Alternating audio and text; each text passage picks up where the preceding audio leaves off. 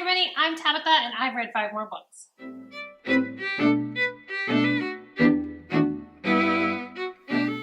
Alright, so these 5 books are going to be the last 5 for me for September. So I realize it's going up in October, but I did actually finish all these ones in September. If you're looking for my rating scale, you can now find that, remember, at the end of the video. There is a helpful timestamp in the description that'll let you jump to that now, in case you're wondering, because I do have a specific scale for deciding how books get rated. In fact, each of the books I'm about to rate you can also find in the description down below, so you can jump around to those different books if you're looking to watch one again, or maybe you're skipping one that you're reading now. But speaking of skipping, I should mention that I don't give spoilers, so don't be afraid to watch it. I try to avoid spoilers at all costs. Okay, we got a lot to cover, so let's get to it. Ready? Go. This next book had the lowest reader average on Goodreads before this month started. The next book I read in the month of September is The Cabin at the End of the World by Paul Tremblay. This is an adult age category horror novel. It was published in 2018 by William Morrow, and it is 272 pages. This was also the lowest rated book on my TBR before the month started. Your synopsis. Gwen and her parents are camping at a remote cabin on a New Hampshire lake when a group of strangers shows up unannounced and heavily armed. The strangers bring alarming news that entwine the fate of this family with the fate of an entire world. So what didn't I like about this one? Well, the first, and this is weird for me to say, is the ending. And it's not weird that I don't like endings. You know I'm weird about that. But like this ending on paper should have been exactly the kind of ending I like. It's an ending that sort of abruptly ends and has things that aren't tied up that make you think. That's normally the kind of ending that I love. But I don't know why it didn't work. All I can tell you is that I got to the end and I was frustrated that there were no more pages. And that's never a good feeling. So although this ending should have worked on paper for me, something about it just left me frustrated instead of satisfied. Second thing I can say I didn't particularly like about this one is there are parts that are very choppy. I think it was mostly Gwen's chapters because she's a child and it's supposed to come across as childlike. It's a voice choice, right? And that's okay, I think. But it made those chapters kind of hard to read, which made it feel choppy and disconnected through the rest of the book.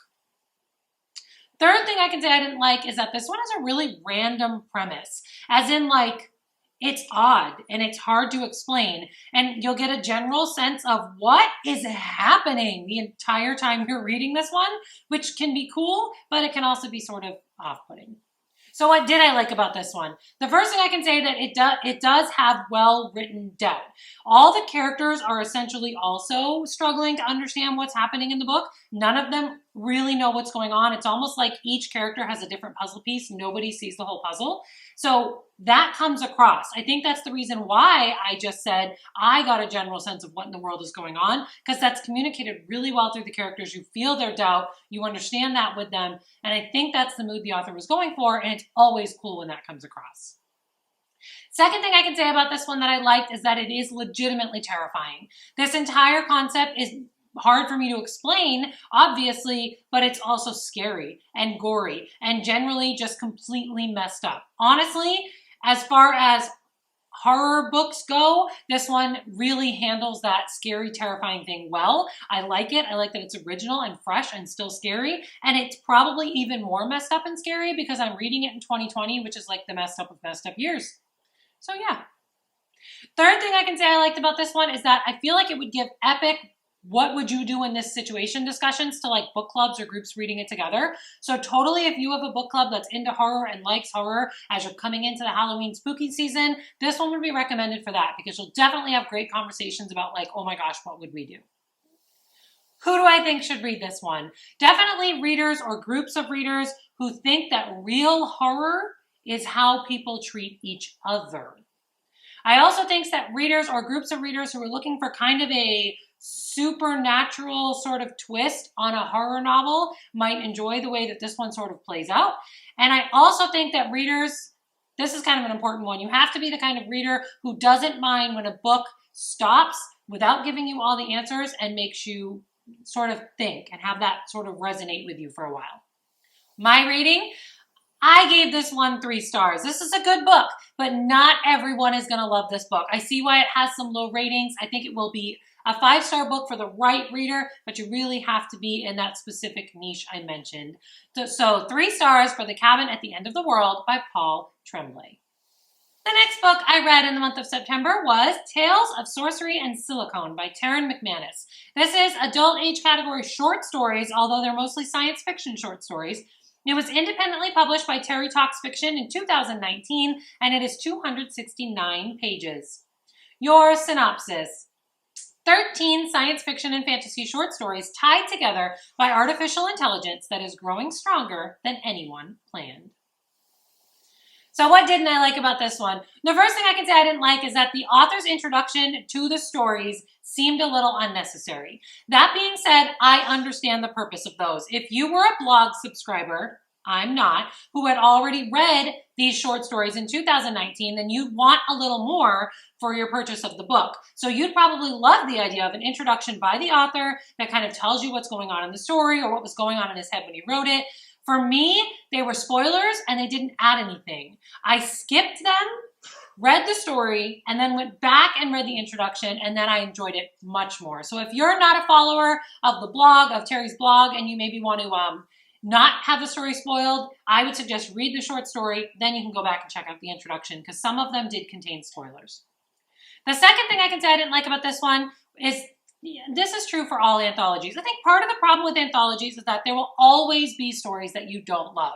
There were 3 in this collection of 13 that for me were just entirely too slow. It felt like big build-ups to future stories, but that left me nothing for right now. Like, why am I reading this now? There's nothing here. I get that it was probably an idea journal kind of thing, the author playing around with something that could be a story later, but for me, that's not enough for this book, for that story. And that, like I said, that was only 3 of the 13. The third thing I can say I didn't particularly like is that I did find a few grammatical errors that I don't think were intentional. I say that because there were some grammatical errors that were intentional, like a voice choice, somebody making that mistake. But there were a few that were not on purpose. They didn't detract from the story. They weren't really a big deal, but worth mentioning because I know some of you out there are more bothered by grammar mistakes than I am. So what did I like about this one? Well, the first thing I can say I liked is that the artificial intelligence angle in some or most of the stories was amazing. It was amazing. This is obviously a concept the author plays with a lot, and they're doing some serious research for this, and I seriously appreciate that. I was intrigued by the idea, even if it was sometimes too much information packed into a short story. This is definitely something the author's working on, and I love this idea that they're working with for artificial intelligence. Second thing I can say I liked about this one is that some of the stories in this collection are incredible. My absolute favorite is the solitary horror tale that features among this 13. So most of them are science fiction and fantasy. There is one horror, and I have to tell you, it is my favorite. Literally. The opening paragraph made it obvious that the author was going to be taking a big voice risk with this one, but in my opinion, that worked out. I love when a risk pays off. This was my favorite story in the book. I would read the entire anthology again just to enjoy that one story. If you like horror, if you like when authors take voice risks, you're going to love that. Third thing I can say I liked about this one is the writing. Honestly, the writing is good. I think there's a description without being too detailed, which is a fine line to walk, right? We want some description. We want to know what's going on, but it can't be too detailed. This is short stories. And I think this author found a good balance there to walk. And I liked that. It's not boring. It's not overly wordy. It's just good. There's some character introduction that intrigues, but doesn't give too much information. There's great premises here. Really, these are well-written short stories. I was impressed. Who do I think should read this one?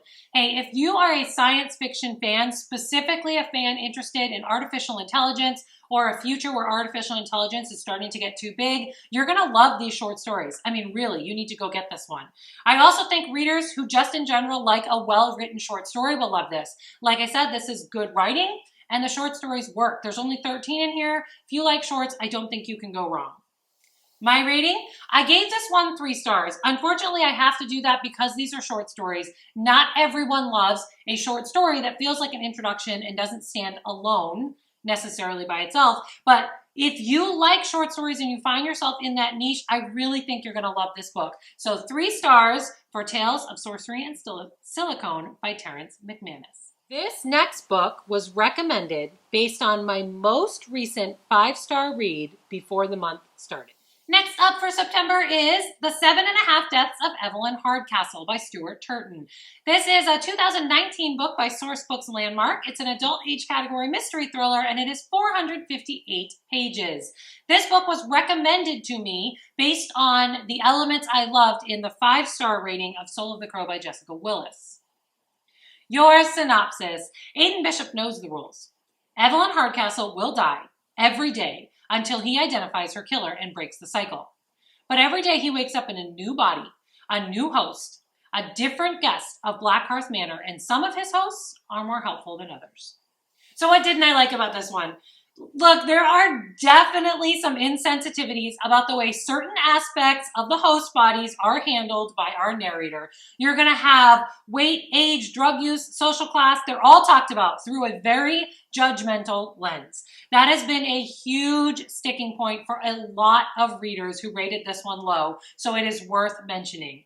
Although it's the only thing I can think of to use as a negative, if you are sensitive to any of those topics, it might be a deal breaker to you, so be aware.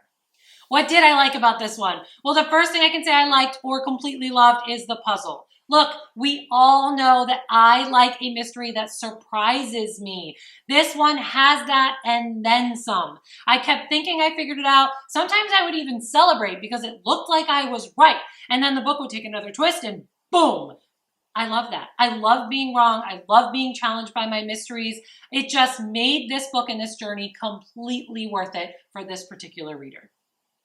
Second thing I liked about this one is the ending. Be cautious if we have different opinions about the best kind of ending, but this one was right up my alley. It gave me enough answers to satisfy me, but left plenty of things to the imagination. I enjoyed the way this one played out, and I thoroughly enjoyed the way it ended.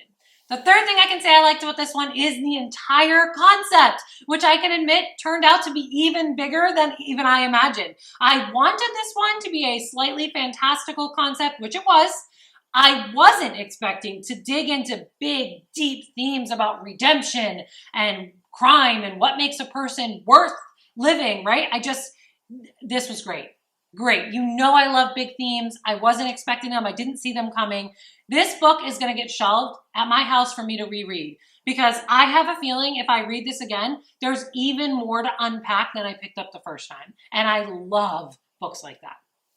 Who do I think should read this one? If you're a reader who enjoys puzzles and mysteries that may actually stump them and you like being wrong, you're going to love this one.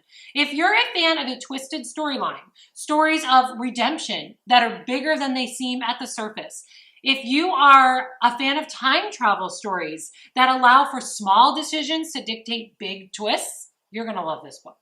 My rating? Friends, I had to give this one 5 stars. I think this one is packed with big themes that are going to make this appeal to more than just typical mystery readers. And around here, I give bigger ratings to books that I think cross genres and appeal to people outside of the typical genre. I cannot discount how much I want to reread this book to unpack even more to it. So I'm giving 5 stars to The 7.5 Deaths of Evelyn Hardcastle by Stuart Turton. All right, watchers, you just heard me give this book 5 stars. That means if you have a book that you think is similar to this book, please make sure you drop the name of the book and the author down below in the comments because I'll be choosing books based on this one for next month's TBR. The next book I read in the month of September was The Magnolia Story by Chip and Joanna Gaines. This one was published in 2016 by Thomas Nelson. It is an adult age category nonfiction story and it is 208 pages. Your synopsis. Chip and Joanna Gaines are the stars of Fixer Upper on HGTV, but who were they before the show? In this book, the couple reveals the truth behind the show and the people behind the scenes.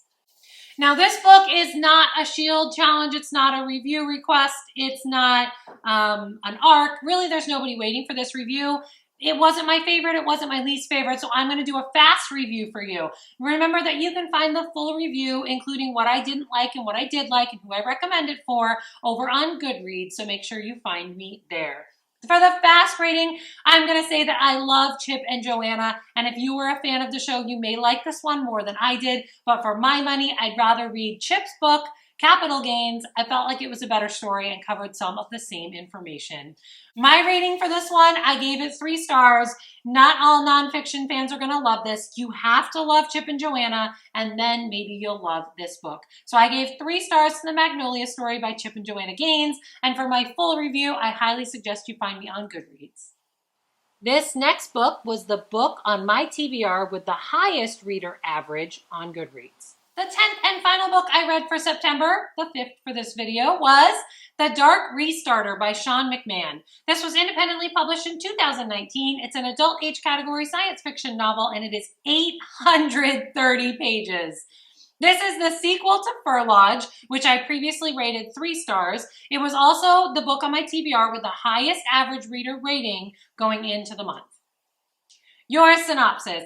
Hal and Kara escaped the time loop of Fur Lodge, but were they the only ones who escaped? The Restarters may have to form an unlikely alliance in order to secure themselves a future. So what didn't I like about this one? Well, the first thing, and I'm gonna guess that you probably picked up on it in the few times you've heard me talk about it in videos, is that this one was longer than it needed to be. I had that suspicion when I saw the page count, and you probably had that suspicion when you heard the page count, but I wasn't sure until I was about 30% of the way through the book. That's when I decided this book had enough material for 2 books. It's a time commitment, for sure. Second thing I can say I didn't like about this one is that the timelines and the rules for the time travel and the timelines, they get a little confusing in this one. I had some serious trouble keeping track of like exactly what was happening or when it was happening. And that happens with time travel stories, I suppose.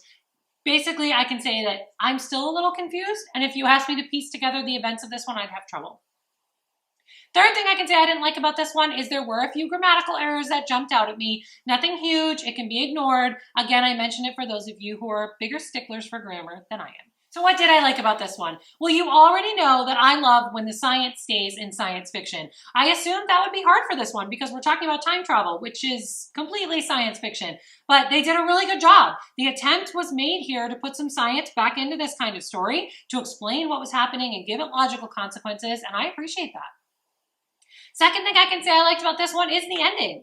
Again, as with the first book in this series, the ending is kind of what sold this one for me. It gives you satisfaction, and it sets up what I assume is going to be a 3rd book in this trilogy beautifully. I mean, really, enough of the ending is tied up that I could be happy if I stopped here at 2 books, but then it also gives me enough questions that I'm like, okay, maybe I kind of want to read the 3rd one. I can see me reaching for that 3rd one, which I understand was his point. Really, this was just a great ending. I liked the way it wrapped up the events of this story, though, even though I know there's another one. Third thing I can say I liked about this one is Kara herself. She is a solid character. She holds a little mystery to her that I think will add depth to that 3rd book. There were some things that came up that I thought, oh, okay, we're going to need explanations for that in this one. I really just feel like Kara is the best character. She's creative. She's smart. She has a big role in this one, but I feel like if she had an even bigger role, I would have loved this book even more. She's a wonderful, wonderful character. Who do I think should read this one? I mean, obviously, if you're a fan of the first book, go get this one. It has some of that same great time travel elements to it. I think I mentioned that the first one had that Groundhog Day kind of vibe. This one does too, but, you know, kind of a darker Groundhog Day sort of vibe, which is cool. I like that. If that sounds appealing to you, you should go get this one. Basically, anyone who likes time travel stories, specifically ones with complicated loops and small details that can make big changes, and you know, rules that govern the time travel, I think you'll appreciate this one. My rating, I gave this one 3 stars. I think not everyone is going to love this book. It is long, it's a time commitment, but if you're a time travel fan specifically, I really think it's worth the time commitment for you and you're going to love it. So 3 stars for The Dark Restarter by Sean McMahon. All right, everybody, that is it for the last 5 books that I read in September, which puts my September count at technically 9, but 10, because I had one from August, whatever, you don't care. The point is, that's it for this round of reviews. Thank you for being here, friends. Drop a comment to let me know you're still here. Hit subscribe and tap that little bell so you know when I'm back. Keep plotting the path to your own dreams, and I will see you next time. Bye!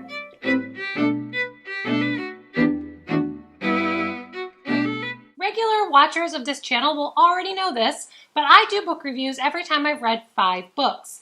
You should know that I don't read just one specific age category or genre. I'm actually a reader of pretty much anything. So I will make sure to tell you what age category, what genre it is, and more importantly, what kind of readers I think will love the book that I'm reviewing.